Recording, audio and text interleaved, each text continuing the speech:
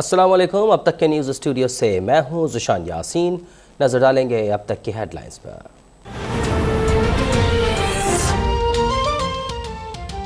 हुकूमत का आर्टिकल 63 की तशरीह के लिए आज सुप्रीम कोर्ट में रेफरेंस दायर करने का ऐलान। वफाकी काबीना की मंजूरी के बाद रेफरेंस सदर मुमलिकत को भिजवा दिया गया।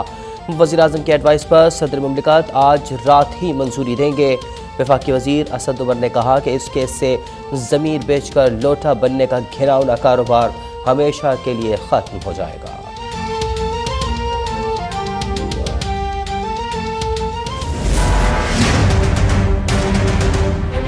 पाकिस्तान के बड़े बड़े नामवर डाकू वो सब इकट्ठे हो गए हैं, हमारे एमएनएस खरीदने की कोशिश कर रहे हैं। मेरे एमएनएस सारा पाकिस्तान ये समझेगा कि आपने अपना ज़मीर बेचा है। आपके लिए शादियों में जाना मुश्किल हो जाएगा, आपके बच्चों से लोग शादियां नहीं करेंगे। मेरे जो एमएनएस गलती कर बैठे हैं, आज मैं आपको पैगाम दे रहा हूं कि मैं आपको माफ कर दूंगा, वापस आ जाए। मैं आपको माफ कर दूंगा, वापस आ जाए। माफ कर दूंगा, वापस आ जाए। अदम एतमाद बैरूनी साजिश है। जो अरकान गलती कर बैठे हैं वो वापस आ जाएं, आपको माफ़ कर दूंगा। वज़ीर-ए-आज़म इमरान खान की नाराज़ अरकान को पेशकश। दरगई में जलसे से खिताब में मुनहरिफ अरकान को ये भी खबरदार कर दिया कि ज़मीन फरोशी करके अपने बच्चों के मुस्तक़बिल तबाह मत करना। आपके लिए शादी में जाना मुश्किल हो जाएगा। कोई आपके बच्चों से शादी नहीं करेगा, आपके बच्चे स्कूल नहीं जा सकेंगे। लोगों ने मुझे कहा कि एमएनएस को ख़रीद कर वापस ले आए, लेकिन मैं रिश्वत देकर हुकूमत बचाने पर लानत भेजता हूँ। कैसे कह सकते हैं कि अवाम मेंबर्स को सजा देंगे अगर वो आपके खिलाफ होते हैं?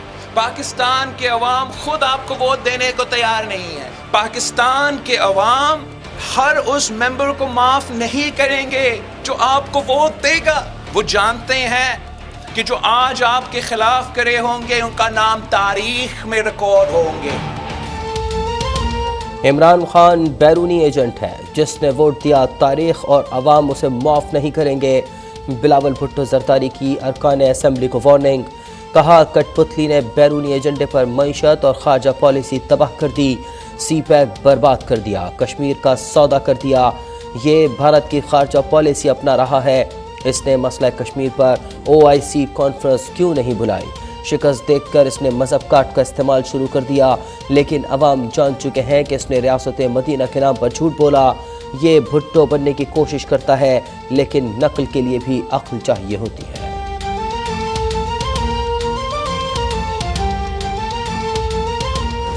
अल्लाह ने हमें हुक्म दिया है कि अच्छाई के साथ खड़े हो और बुराई के खिलाफ खड़े हो। अल्लाह ने हमें ये नहीं कहा कि तुम न्यूट्रल रह जाओ, ना इधर ना उधर। मुल्क पे फैसला कुल वक्त आ गया, फैसला करें, अब किधर खड़े हैं? अल्लाह ने हमें न्यूट्रल रहने का नहीं बल्कि अच्छाई के साथ खड़ा होने का हुक्म दिया है। फैसला कुन वक्त आ गया है कि आप फैसला करें कि किधर खड़े हैं। वज़ीर-ए-आज़म की कौम से अपील। कहा सेंट हाउस में एमएनएस को बंद करके जमहूरियत का जनाजा निकाला जा रहा है। चोरी के पैसे से इन्हें ख़रीदा जा रहा है। यूरोपीय सफ़ीरों ने रूस की मुखालिफत का ख़त लिखा, लेकिन मैंने जवाब दिया कि हम किसी के ग़ुलाम नहीं। बूट पॉलिशिया शहबाज कहता है कि एब्सोल्युटली नॉट नहीं कहना चाहिए था। 3 ग़ुलामों ने बैरूनी आकाओं के पाँव पकड़कर हुकूमत के ख़िलाफ़ साजिश की, लेकिन तीनों को शिकस्त होगी। भारत को दाद देता हूँ जिसने हमेशा आज़ाद और मुल्की मफाद में खारजा पॉलिसी रखी।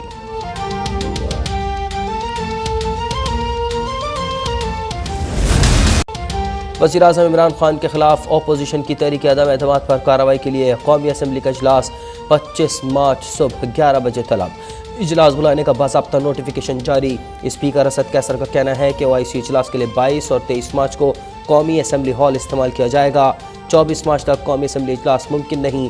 22 और 23 मार्च को असम्बली हॉल OIC इजलास के लिए इस्तेमाल किया जाएगा।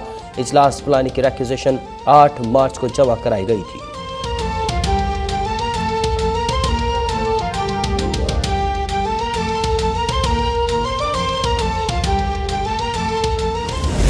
हारा हुआ शख्स है, हिम्मत है, मुकाबला कर, आए पार्लियामान में हमारा मुकाबला करो। इतने घबरा चुके हैं, वो ना सिर्फ सेशन 21 पे नहीं बुला रहे हैं, आइन तोड़ के वो 25 के बाद करें। हम समझते हैं ना आइन में इसके लिए गुंजाइश है, ना रूल्स में इसमें के लिए गुंजाइश है, और हम ये केस अब अदालती और आइनी फोरम पे लड़ेंगे। 14 रोज में असेंबली इजलास न बुलाना आइन शिकनी है। Chairman Peoples Party Bilawal Bhutto का हुकूमत के खिलाफ सुप्रीम कोर्ट से रुजू करने का ऐलान। कहा बुज़दिल कप्तान अदम एतमाद के वोट से भाग रहा है। कहा हारा हुआ शख्स अवाम के फैसले नहीं कर सकता। सदर आरिफ अलवी और ब्यूरोक्रेसी के अहकामात न माने जाएं। ये कोशिश कर रहा है कि इदारे न्यूट्रल न रहें और मुल्क में आईनी बहरान पैदा हो। इमरान खान की सोशल मीडिया टीम और वज़रा जो मुहिम चला रहे हैं उसका आला सतह पर नोटिस लिया जाए। जो आइन तोड़ेगा उसे आर्टिकल 6 के तहत गद्दारी के मुकदमे का सामना करना पड़ेगा। अदम एतमाद पर 14 दिन में इजलास न बुलाना हुकूमत की घबराहट है। लीगी रहनुमा शाहिद खाकान अब्बासी का दावा। कहा गालियां देकर माफिया मांगने से काम नहीं चलेगा। कंटेनर की सियासत का दौर खत्म हो चुका। ये ना तो सेनेट इलेक्शन है और ना ही GB इलेक्शन जहां पैसों का इस्तेमाल हुआ था। एहसन इकबाल बोले कि इमरान खान अपनी नाकामी को देखकर मजहब कार्ड इस्तेमाल कर रहा है। मनी लॉन्ड्रिंग की सबसे बड़ी मिसाल फॉरेन फंडिंग केस है।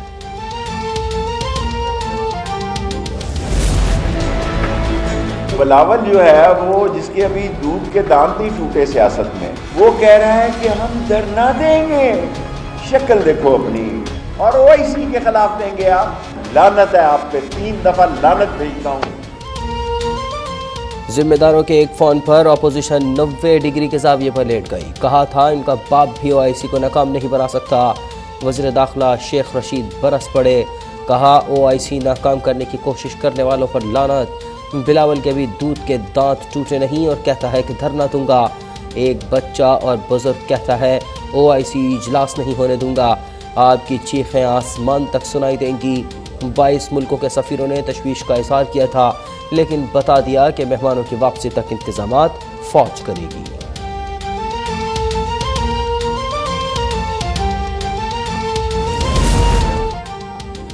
इलेक्शन कमीशन का मालाकंड में जलसा करने पर वज़ीर-ए-आज़म को ज़ाब्ता अखलाक के खिलाफ वर्जी का नोटिस।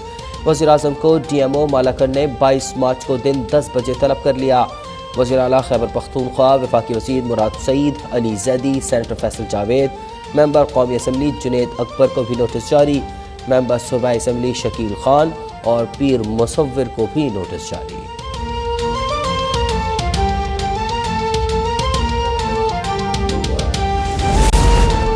रैकोडेक मंसूबे पर काम करने वाली कंपनी से तनाज़ा हल। पाकिस्तान पर 11 अरब डॉलर का जुर्माना खत्म हो गया। वज़ीर-ए-आज़म इमरान खान की नए मुआहदे पर कौम को मुबारकबाद। कहा 10 साल की कानूनी लड़ाइयों और गुफ्त शनीद के बाद रैकोडेक के डेवलपमेंट के लिए बैरिक गोल्ड के साथ कामयाब मुआहदा तय पा गया। 10 अरब डॉलर बलूचिस्तान में लगाए जाएंगे, जिससे 8000 नई मुलाजमतें पैदा होंगी। रैकोडेक के लिए गैर मुल्की कंपनी के साथ 50% शेयर्स के तहत मुआहदा हुआ। रैकोडेक मुआहदे पर 25% हिस्सा बलूचिस्तान का होगा। वज़ीर ख़जाना शौकत तरीन ने तफसीलात बता दी। वफाकी वज़ीर तवानाई हम्माद असर ने कहा कि ज़मीन से सोना निकालने का एजाज़ भी PTI हुकूमत को मिला। वज़ीर आला बलूचिस्तान अब्दुल कुद्दूस बिसिंजो ने कहा मंसूबा बलूचिस्तान को दुनिया भर से जोड़ देगा।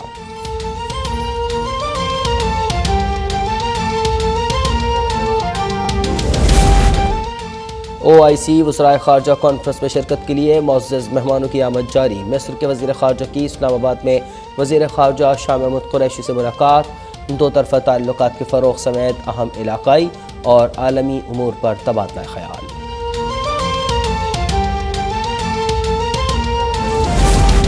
पंजाब हुकूमत का आवाम के लिए तारीख का बड़ा रमज़ान पैकेज। आवाम को रिलीफ देने के लिए 8 अरब रुपये मुख्तस। वज़ीर आला उस्मान बुज़दार का कहना है कि सूबे भर में 317 रमज़ान बाज़ार 25 शौबान से फंक्शनल हो जाएंगे। सब्ज़ी, फल और दालों पर 1 अरब 25 करोड़ रुपए की सब्सिडी मिलेगी।